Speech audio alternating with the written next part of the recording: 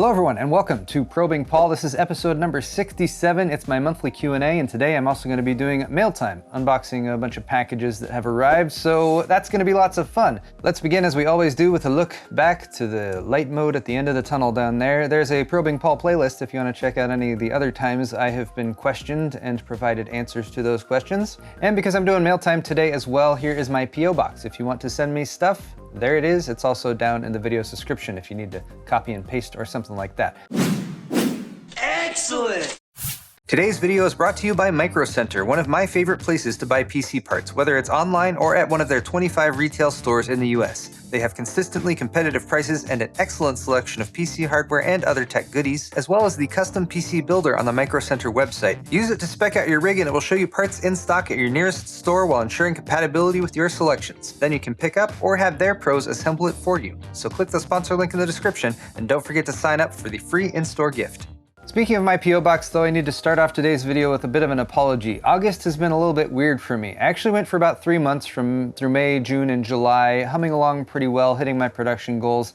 And then August, we had a family vacation planned. I tried to wedge in just a lot of stuff in the first week to 10 days of August. I got a little overwhelmed, things didn't go as planned. We took our family vacation, that was really nice. But then last week, I just didn't have a good week, to be perfectly blunt. I didn't get as many videos produced, and I should have gone and checked my P.O. box. I didn't. I had 2 packages waiting there that arrived in the first week of August, and I guess they're returning packages after 15 days now instead of 30 like they used to. So if you're one of those 2 people who sent me these packages, I am so sorry that I wasn't able to get those. They should be returned to you now or on their way back to you at this point. And if you want to reship them, please go ahead and do so, and I will open them in the next episode of Probing Paul / Mail Time. The Mail Time part is going to be the second part of today's video, though. There should be timestamps below for all the questions and Mail Time. That is enough exposition for me, though, so let's dive into the questions. Jason Isaac asks, what's your process for moving to a new PC when the old one is past its best before date? So when a PC is getting a little old, a little bit past its prime,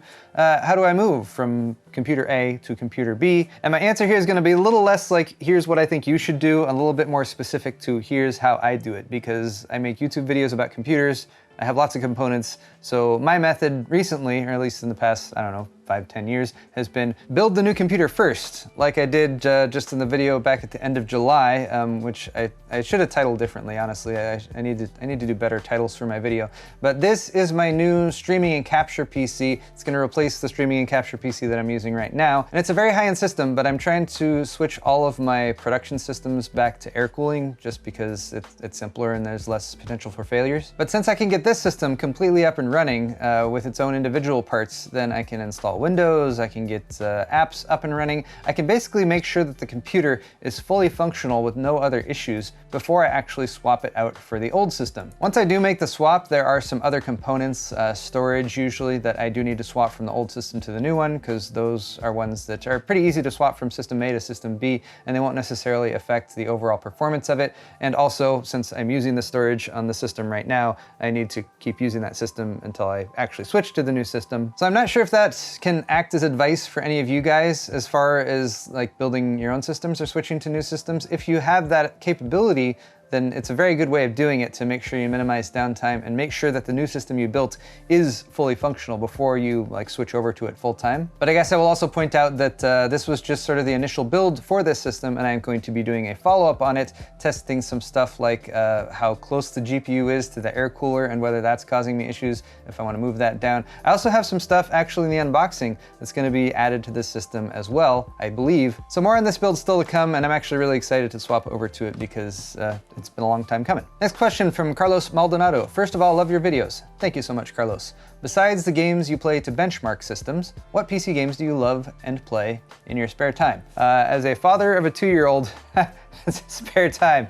Spare time, that's hilarious. No, for real though, I like playing video games and I have so little time to actually do that. If I go back, I don't know, 5, 6, 7 years, there was a time where my spare time was like, all right, am I doing something with my wife? If not, then I've got some spare time, and I would typically invest that into videos. And then beyond that, I might play little video games. Then we added 1 and then 2 dogs into the mix, and that took up a little bit more of the free time, but there was still a decent amount. And then came the baby, our baby Hana, and oh my gosh, it's really insane just how much your life changes going from not being a parent to being a parent, and how many sort of intractable non-negotiable things there are where it's like, no, I need to do that thing now because she's my child and no one else will do it. And if I don't do that, then I am not a good parent. That said, I do really enjoy playing video games. The one I've been attempting to play through because I never finished it back when it launched, however long ago that was, is Grand Theft Auto 4 on the PC. Yeah, I know. A game that I would pick up and play just about any time if I knew I had like 8 to 12 hours of time to just dedicate to that would probably be Civilization. That's a game that I really enjoy. Every time I play it, I'm like, oh my gosh, it took so much time, so I can't play this again for like 6 months or so, but I always think about it. It's always on my mind to some degree. And then there are a bunch of story-driven games that have plots and storylines and characters. And if there's one thing that my like now very sporadic amount of time to play video games has hurt, it's my ability to play those kinds of games. Because I don't know about you guys, but there's a thing where you like get into one of those games and you're able to play it for 2 or 3 hours and you start the storyline and you create your character, whatever, and then suddenly you can't play it for 2 weeks or 3 weeks or a month, and then you come back to it and you're like, I have no idea what the heck is going on in this game. I might as well just start over. And that's been my dilemma with a lot of those story-driven types of games. I don't know, like Red Dead Redemption 2 comes to mind, for example. I would love to play more games like that, and there are a lot of them out there, and to that end, I guess, I would like to do a little bit more video game streaming. To that end as well, and part of the reason I chose to answer this question, I got some boxes to unbox behind me, and maybe there are some things there that might help me out with that. Maybe there's a time traveling device that can just create more time, because I think that would be the best solution. Here's a question from Travis, aka Shellback Tech. He has a two-part question. What's your favorite time of year and why? What is your favorite holiday to celebrate and why? So I have a cop-out answer about the favorite time of year, and that is that I like the seasons that we have. I feel like each season is a decent length of time, and by the time one is about to pass, I'm like, oh, that's been about enough of summer. I'm ready to move into fall now. So I think things are actually pretty nicely balanced in that way on the earth that we live on, so I appreciate that. But to give you a more direct answer, I like moderate temperatures, and that has a lot to do with filming and me being comfortable and not having to run the AC a lot and stuff like that. So spring and fall definitely get high marks for those. Summer has definitely dropped off a lot in my preferred month rankings. It's a lot harder to appreciate when it's really hot, when you don't have the ability to go jump in a pool or a lake at any time. But if you're like, Paul, I'm tired of these middle of the road responses, just choose something. Fall. I'll go with fall for right now. The colors change sometimes. Sometimes we have some colors that change around here. The weather cools off a little bit and it leads into the holiday seasons. And the second part of my answer, which is favorite holiday, which I gotta go with Christmas. Always really loved Christmas. Family together, trading gifts, all that good stuff. Christmas is it's a wonderful time of year. I like the holiday seasons in general, especially now that I don't work at an online retailer anymore where I have to, you know, work through Black Friday and all that stuff. I still work on Black Friday, but at least I work from home. Anyway, enough answers for that question. I got a couple more quick ones here from Ted75. What's your go-to fast food when the day is just too hectic to cook? We've been trying to avoid fast food. That's not to say we never get it. It's still an easy option sometimes, especially when you have to do a drive-through. I'll say Wendy's. Wendy's, if you're gonna go with the big, like nationwide brands or whatever. In-N-Out, of course, very popular here, local in California. There's a big debate about In-N-Out and like if it's good compared to some of these other like dedicated burger chains. In-N-Out, you have to also consider the price of In-N-Out, and their prices haven't gone up like a lot of other places. Also, In-N-Out pro tip, if you don't like their fries, try getting them light well. Makes them a little bit crispier and not quite as horrible as well done.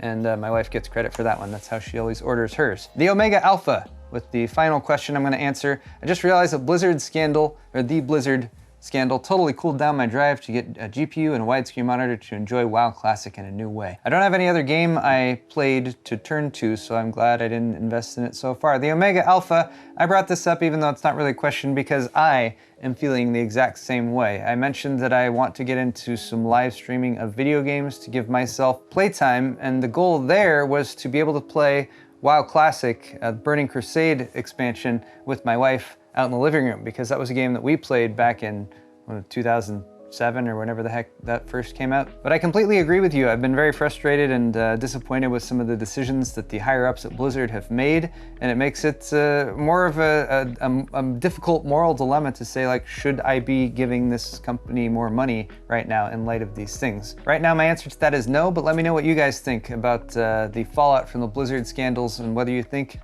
playing something like WoW Classic Burning Crusade is something that you would agree with at this point in time. That said though, I'm done with the questions, so now we're moving to the second half of this video, which is mail time. I have lots of boxes. First off, I have a letter from Austin L. This is from Fort Bliss, Texas. So Austin, I believe you are in the military. Army, I'm assuming. And here we have some handwritten notes written on the 15th of July. Okay, Austin says he's a huge fan and he learned a lot while he was deployed watching videos and built his own PC and a workstation for his father. He's totally addicted to the process. Tried to contact Linus, Jay, and Kyle and has not received a response to his question. I've been told to stay away from anything with the Tough brand. Why? It's cheaper, but is it really that bad? Do I buy and hope I get lucky? I'm talking about GPUs, motherboards, anything and everything. All right, Austin, I greatly appreciate the handwritten letter here. I feel like this is something that just rarely happens anymore. People writing stuff like that out.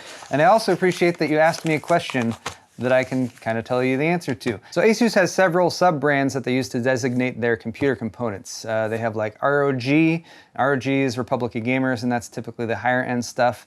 And then they have their like Prime series, and that's typically a little bit more mid-range to lower end. And then they have Tough, and Tough stands for the Ultimate Force. And it's interesting because Tough has actually had a bit of an arc. The logo has changed a little bit too. It used to be the Tough logo had these like fangs, and there was like there was a saber tooth, and there was a griffin, and there was supposed to be another one. It was actually pretty well thought out. But Tough series stuff from ASUS was actually supposed to be more durable, longer lasting. It was less of a focus on like the ROG gamer aesthetics and more of a focus on like high quality components so it would last a really long time. However, this is in the past, and ASUS has taken the brand of Tough and they sort of changed how it works. And Tough now more represents their kind of entry to mid-range products versus what it used to be, which was sort of something separate from that, which is a little bit more higher end, but not quite as expensive as all of the ROG stuff. That said, I don't think there's any specific reason why you should stay away from ASUS Tough components. You might have talked to someone who had a bad experience, and it's entirely possible that there is a Tough branded product that was just generally not a good product. I do kind of miss the Tough series stuff from back in like the Sabertooth days, because they actually had some really well-designed and higher quality products that sort of steered away. It was just a different aesthetic than sort of the black and red ROG theme that a lot of stuff still sticks to. But one thing that I will say for motherboards in particular is that it really can change so much from generation to generation with motherboards as far as the components that they use.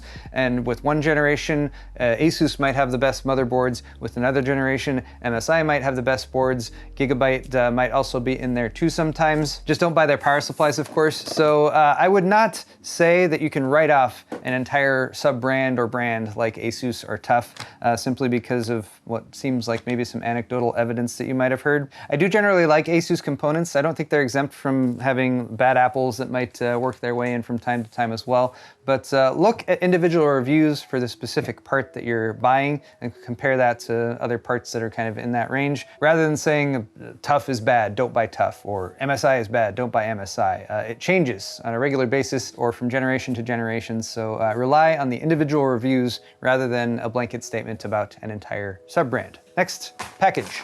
All right, so this is where I feel really bad again about missing those two packages that arrived earlier in the month. And I hope, if it's not like terribly expensive or anything, those get reshipped to me, because the rest of the stuff that I'm opening is not from fans.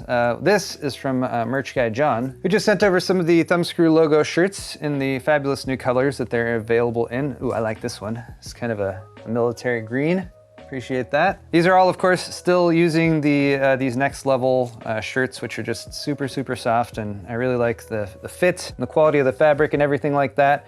Just some new options for you guys. This is sort of a bluish purple. I think this counts as purple. And ooh, look, like almost white, but not quite. Actually, I really like this one. I feel like I don't have very many light colored shirts, and I feel like this is an appropriate shade. You know, hopefully won't show stains and stuff like that as well. Not that I stain my shirts or anything, but yeah. New shirts, new colors, available at paulshardware.net. And now for the remainder of these boxes, I'm going to go through this fairly quickly. I'm just going to show you guys retail packaging because I will be doing a follow-up video on a lot of this stuff, and all of it comes from Corsair. Or I guess more specifically Elgato, who is owned by Corsair now, because like I said, I have some plans for the living room. I've got some plans for expanding my streaming capture system, and Elgato makes some stuff that fits the bill there. So first off, the Camlink 4K, if you're looking for a nice, easy way to get a huge upgrade on like a webcam or something like that. This is just a little USB 3.0 adapter with an HDMI plug on the other end. You can plug your camera's HDMI out into this and use a nicer camera as a webcam, and it's a really easy way of doing that without having to get a fancier capture card or connect up, you know, a more cumbersome external device. So hoping to make use of that. Next up, in here we have, ooh, speaking of cumbersome capture card, adding capture cards, here we have a couple cumbersome adding capture cards, but to be honest, these are actually awesome.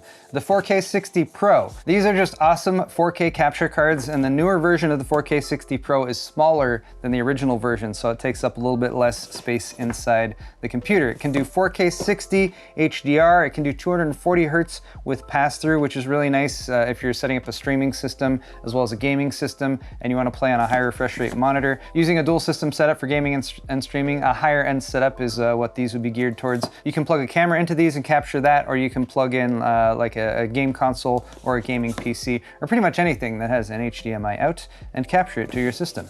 And two of these is better than one. Now I know somewhere in here is something that is specifically for Joe, and I know he's very excited about that, and he's gonna be coming over tomorrow so we can work on another project. So he should be happy that I'm unboxing it today, so it's all ready for him. And speak of the devil, there it is. Oh look, they gave us other ones too. Wait, did I? Is that intentional? Okay. So if you guys aren't aware, Joe is my editor, and he has a pretty cool system that he's set up. He focuses on speed, using shortcuts.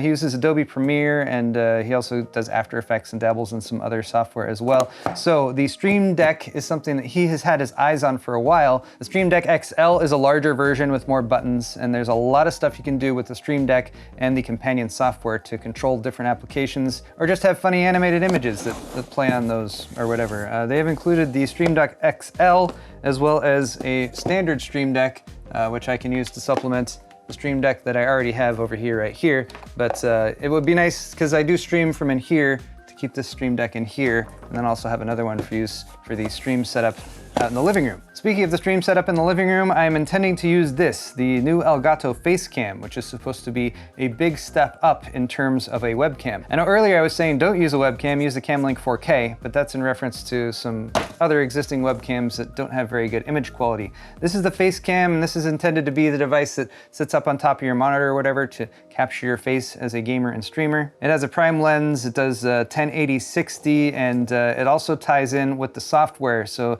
there's a bunch of automatic stuff you can do with the software by getting this whole family of components together. And that's kind of what I'm leaning towards, and why I've gone with a lot of this Elgato stuff, is because I'd like to see the experience with the whole suite of products, especially from a streamer standpoint. And if I'm going to be streaming a little bit more often, then I will have this stuff to try out and let you guys know how it works. And hopefully it will have decent quality for my streams. Okay, moving on to some bigger things. The larger packages over here, there are 4 left, including this one. And here we have, aha, it's a microphone. There it is. This is the Elgato Wave 3. This is a microphone. That's, I mean, that's a simple way of putting it. Basically a USB microphone, but it can connect into the Wavelink software, so you can adjust your levels and everything, which can also tie into the overall streaming platform, so you can sort of balance stuff between game audio and everything else. Anti-clipping, zero latency monitoring, multifunction control dial, capacitive mute sensor. Lots of cool things here. They also make an XLR adapter that you can use with an XLR mic, which I was considering, but then I was like, well, this sort of bypasses that XLR input thing, and it's a very good mic in and of itself, so keeping things a little bit simpler rather than going with an XLR solution. And this also has like a shock mount, and you can mount it to a swing arm and stuff like that. The difficult thing for me, and the thing I gotta figure out logistically, is if we're gaming in the living room on the couch, I need to figure out an optimal setup that I can sort of move out to set up while we're streaming or while I'm streaming, but that can also tuck away when we're not using it. So that's gonna be the thing I'm trying to solve in my setup efforts out there. This box is very heavy, and I think I might know what's in here, but we shall see. Oh, ho, ho.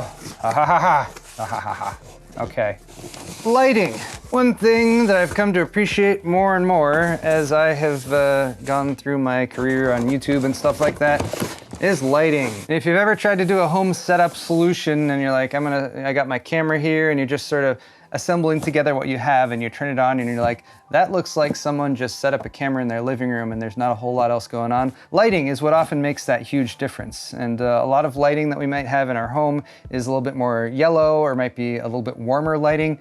These are Elgato key lights, and these are actually the Elgato Key Light Air, which is the lighter version, which is a little bit more portable. And I'm not gonna lie here, there are less expensive lighting options than the Elgato Key Light Air. That said, these do have some compelling features like Wi-Fi control that allows them to connect up to the app, so you can sort of control everything and get like a single button touch for setup. 1400 lumens of brightness, and it's also dimmable. Full spectrum lighting control, so you can go from a warmer light, or you can crank up the Kelvin rating to go towards something more of a white daylight with that. And they also have a nice flat profile, as well as a freestanding weighted base. So again, I'm trying to set up some stuff in the living room for living room streaming, and I need to overcome some logistical issues there. So having all of those features together, as well as again, just sort of an ecosystem that it can tie into, was what made me think, yeah, let's give the Elgato key lights a shot and see how they perform. And that said, I believe the biggest boxes here are going to be more of the same, although not quite exactly the same, but similar. I don't know what I'm saying here. All right, we got, I'm sorry, these are some accessories for the mic. I'm totally running out of space here. Let me, oh God. Everything's fine. This one feels even heavier. All right, I think I need to get these unpackaged so that I can actually show you what's in them before I start talking about things. That was a large, oh, okay, now I see. More lights, more lighting. These are the Key Light Non-Air, very similar to the Key Lights Air that I just showed you and unboxed. These are just bigger. Again, full spectrum lighting. These are 2800 lumens, whereas the Key Light Airs are 1400 lumens. And then these also have that same control via the app, and this same dude sitting there playing his games and adjusting stuff using the Elgato software. So these I might keep here in this room. Again, I got a lot of setup and stuff to do out in the living room, and we've been moving some stuff around there recently, trying to get some of my daughter's toys relocated back to her room, and that's gonna give us a little bit more room to get things set up the way we want to in the living room, to hopefully, again, play some more video games. All right, we've got the Wave mic arm here. This is just a desk-mounted extension arm, and that's gonna be an accessory for the Wave 3. The Wave 3 also has an anti-vibration suspension mount, so that can go to that. Also a pop filter if we want to bring it right up next to our faces, or my face, or whoever's face is going to be talking into the mic. So I guess that's just kind of the full set that comes with the Wave 3, since I do want to have at least a decent sound solution for the gaming and streaming as well. And that is all the things that I have to unbox here for mail time. I know mail time kind of turned into an Elgato unboxing, but what can I say? All this stuff arrived in the mail, so I think technically it counts. I will post links to this stuff down in the description. Thanks to all of you guys who submitted questions for me to answer today. I will be coming back with another Q&A in the first half of next month, so stay tuned for that. If you enjoyed this video though, if you enjoy watching my videos, don't forget to subscribe if you're not already, and you can hit the bell and all that good stuff as well. Also leave me a comment down in the comment section below. I will be checking those as I look for questions to answer in the next episode. Thank you guys so much for watching. Hit the thumbs up button on your way out if you enjoyed it, and we'll see you in the next video.